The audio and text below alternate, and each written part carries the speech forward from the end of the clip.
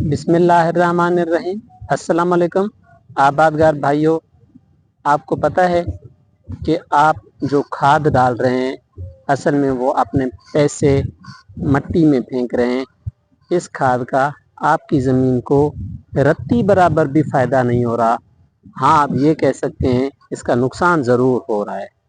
जी हाँ, आज मैं बात कर रहा हूँ उन ज़मीनों की जिन ज़मीनों की पीएच 8 या 8 से ज़्यादा है।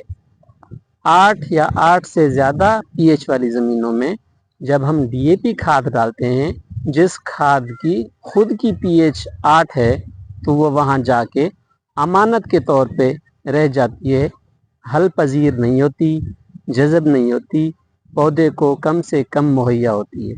हमें क्या करना चाहिए?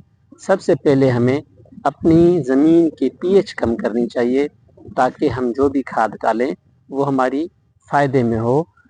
अगर हम 1 किलो खाद डालें तो वो कम से कम 70% जो है हमारे पौधे को मुहैया हो जाए, फिर तो कहते हैं कि ठीक है, हमें फ़ायदा हुआ।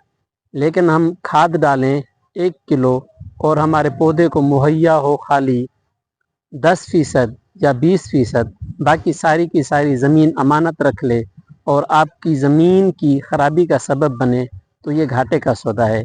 उम्मीद है ये घाटे का सौदा ज़मींदार लोग नहीं करेंगे। सबसे पहले अपनी ज़मीनों की पीएच को कम करने की कोशिश करेंगे। तो ज़मीनों की पीएच कम करने का सबसे अच्छा और सबसे सस्ता, सबसे टिकाऊ तरीका तो वो ये है, जब आपकी ज़मीन गंदम के बाद खाली हो जाए, जल्दी अगले हफ्ते के अंदर ही उसमें आप जंतर बोएं। जब जंतर आपका फूल लगने तक आए, उसमें जब फली बनने से पहले पहले अपनी ज़मीन में उस सारे के सारे जंतर को रोटावेटर के ज़रिए या थालियों के ज़रिए, गोबल वाली थालियों के ज़रिए अपनी ज़मीन में वापस कर दें, तो आपकी ज़मीन की पीएच दिन ब दिन गिरेगी। जैसे वो आपकी पीएच ज़मीन की गिरेगी तो सारी खाद जो आप डालेंगे आपकी ज़मीन को मुहैया हो जाएगी और आपका पैसा ज़मीन में फेंका नहीं जाएगा, लेकिन आपका पैसा इस्तेमाल के लायक होगा और सारी की सारी खाद आपके फसल को अच्छी बढ़ोतरी देगी, आपकी पैदावार में इजाफे का सबब बनेगी।